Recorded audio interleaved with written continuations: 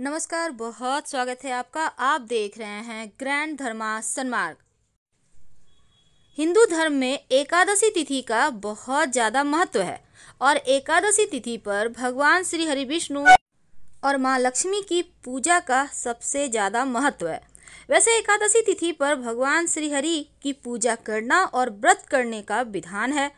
मान्यता है कि इस दिन भगवान श्री हरि की विधि विधान से पूजा करने से व्यक्ति को मोक्ष की प्राप्ति होती है और माघ मास के शुक्ल पक्ष की एकादशी को जया एकादशी व्रत रखा जाता है।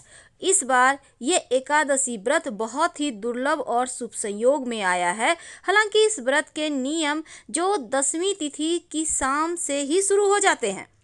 तो माघ महीने को पवित्र महीना कहा गया है और इस पूरे महीने में उपवास और शुद्धिकरण का सबसे ज़्यादा महत्व है।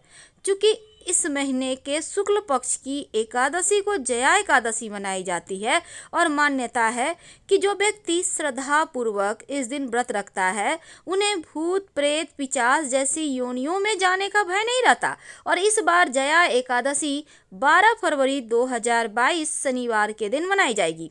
क्योंकि इस व्रत के नियम एक दिन पहले से शुरू होते हैं, तो इस व्रत का पारण होगा 13 फरवरी सुबह 7:01 से सुबह 9:15 के बीच, यानी कुल 2 घंटे 13 मिनट का समय है आपके साथ पारण करने के लिए। तो जया एकादशी का व्रत का पारण करेंगे और 12 फरवरी को व्रत करेंगे। तो एकादशी व्रत के एक दिन पहले चूँकि नियम शुरू होते हैं, तो ऐसे में सात्विक भोजन खाइएगा और पूर्ण ब्रह्मचर्य का पालन कीजिएगा। और जब 12 फरवरी के दिन आप व्रत करेंगे तो भूल कर भी कुछ गलतियां मत कीजिएगा। आप व्रत करें या ना करें, चावल बैंगन मसूर की दाल का भोजन या फिर पालक साग गाजर मत खाइएगा। साथ ही नशीली चीज़ों से दूर रहिएगा। अपने आसपास तमाम लोगों का, छोटे या बड़े हों, सबका सम्मान करें और क्रोध तो बिल्कुल भी ना करें और ना ही किसी से झूठ बोलें। इस दिन आप तमाम नियमों का पालन करने के साथ जब आप व्रत का पालन करेंगे तब गरीब व्यक्ति या किसी ब्राह्मण के निमित्त दान की सामग्री निकालकर या किसी को आप दान दक्षिणा देकर फिर व्रत का पालन कीजिएगा। जब आप नहाइएगा तो गंगा जल मिले हुए जल से स्नान करें।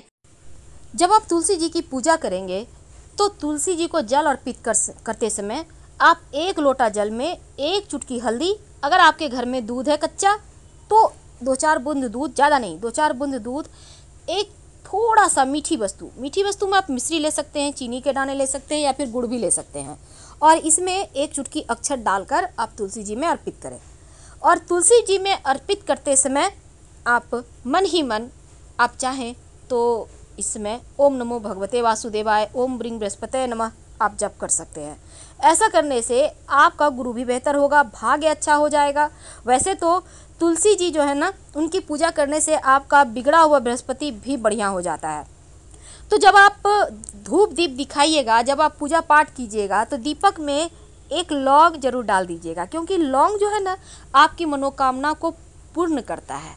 तो लौंग जब डालिएगा तो आप दीपक में बाती के पास ही रखिएगा ताकि लौंग भी थोड़ा सा जल जाए। इससे क्या होगा, नकारात्मक ऊर्जाएं भी जल जाएगी और घर में धीरे धीरे, अब एक दिन में असर नहीं होता, आप नियमित रूप से प्रयोग करें, आपके घर में सकारात्मक ऊर्जा आने लगेगी।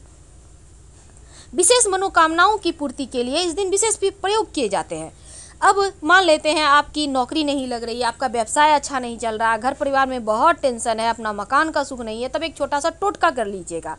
अब शनिवार के दिन पूर्णिमा तिथि है, इतना बड़ा पूर्णिमा है, गुरु पूर्णिमा है, भगवान के शरण में आइए। किसी भी पास के मंदिर में जाकर सिंदूर घी या सिंदूर तेल मिक्स करके कटोरी में ले जाएं, किसी पात्र में ले जाएं और ले जाकर मंदिर के दीवार पर आप स्वस्तिक बना दें। उल्टा स्वस्तिक, याद रखिए, सीधा नहीं उल्टा।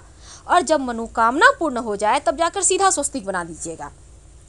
उल्टा स्वस्तिक जो बनाइएगा उसमें बनाते समय अपने मन की बातें भगवान से कहिएगा कि प्रभु आपको नौकरी नहीं मिल रहा है तो बोलिए भगवान हमें कोई अच्छा सा जॉब दिला दो, और फिर आप उनको प्रणाम कीजिए, घर आ जाइए। जब पूरा हो जाए मन्नत तब सीधा स्वस्तिक किसी भी मंदिर में, अब जरूरी नहीं है कि उसी मंदिर में आपको बनाना है, आप कहीं और हैं तब क्या करेंगे, तब किसी भी मंदिर के दीवार पर सीधा स्वस्तिक बना दें, क्योंकि भगवान तो सब जगह एक ही है। बहुत सिंपल प्रयोग है और भगवान को आप चाहें तो कुछ मीठी वस्तु का प्रसाद का भोग लगा दीजिएगा। लेकिन एक बात याद रखिएगा, जब आप श्री हरि की पूजा करेंगे तो एक सिक्का उनको जरूर अर्पित कीजिएगा। सिक्का कोई भी हो सकता है, 1 का, 5 का या 10 रुपया का, कोई भी सिक्का, पर उनकी पूजा में सिक्का जरूर रखें। बिना दक्षिणा का पूजा ही पूर्ण नहीं होगा। और सिक्के को संभाल के रखें, अपने धन के स्थान पर रख सकते हैं, पर्स में रख सकते हैं, धन बढ़ाएगा। और साथ ही तुलसी के पत्ते पर हल्दी से श्रृंग लिखिए। श्रृंग माँ लक्ष्मी का मंत्र है, बीज मंत्र, और इस मंत्र की शक्ति बहुत है।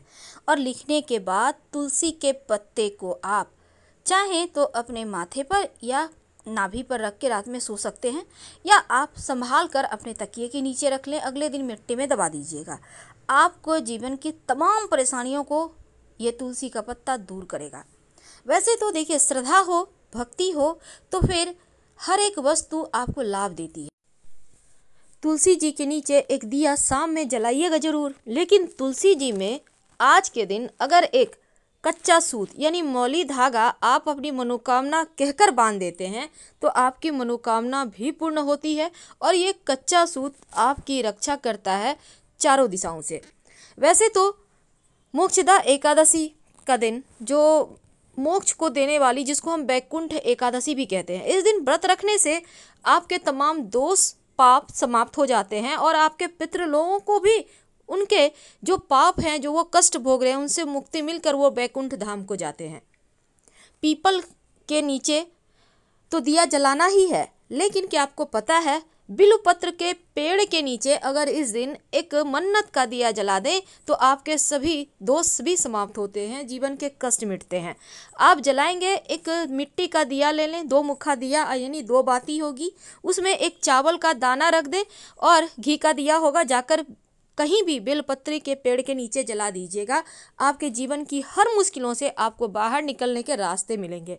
ये एकादशी खास है, इसलिए तुलसी का पत्ता भगवान श्री हरि को अर्पित तो करेंगे ही, साथ ही तो इस दिन जब आप व्रत करेंगे तो स्नान वगैरह करके घर के मंदिर की सफाई करें और फिर पूरे घर में गंगा जल का छिड़काव करें। अगर गंगा जल ना हो तो जल में 1 चुटकी हल्दी डालकर पूरे घर में छिड़काव करें, बाकी बचा पानी किसी पौधे में डाल दें। फिर भगवान को गंगा जल से अभिषेक करें, उन्हें स्वच्छ वस्त्र अर्पित करें और फिर प्रतिमा को रोली और सिंदूर का टीका लगाएं। तुलसी के पत्ते या पुष्प भी अर्पित करें। पूजन में भगवान श्री गणेश जी की पहले पूजा करें, फिर भगवान की करेंगे और विधि विधान से पूजा करने के बाद एकादशी की व्रत की कथा पढ़ें या फिर सुने। एक घी का दिया जरूर जलाइएगा, ऐसा जलाएं कि कम से कम आधा घंटा जले। महालक्ष्मी और भगवान श्री हरि विष्णु दोनों की ही एक साथ पूजा कीजिएगा और फिर आरती कीजिएगा। इस दिन आपको अपने घर के तुलसी के नीचे तो दीपक जलाना ही है, घर के पूजा स्थान पर भी जलाना है, लेकिन जहाँ भी दीपक जलेगा उसमें 2-4 दाने काला तिल का डालकर जलाइए। आप चाहें तो पास के किसी भी भगवान के मंदिर में भी जला दें। अब सवाल है कि तेल के दीपक में नहीं, घी का दिया जलेगा आज।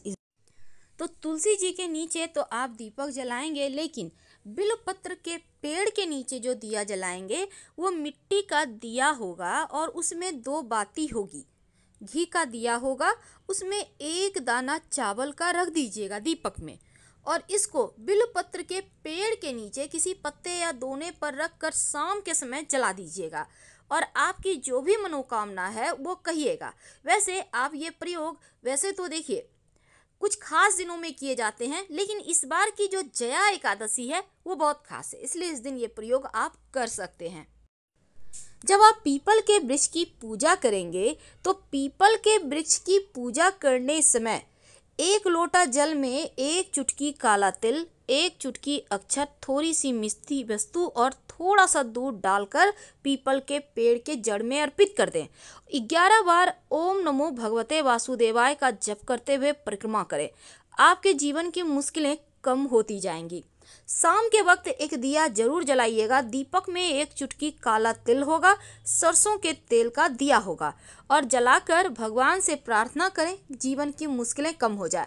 वैसे जया एकादशी के दिन आप चाहें तो अपने हाथों से, चूंकि इस बार शनिवार का भी दिन है, तो आप पीपल का पौधा अपने हाथों से कम 5 पौधा सार्वजनिक स्थान पर लगा दें तो हर तरह की बाधाओं से मुक्ति मिलेगी। धन्यवाद।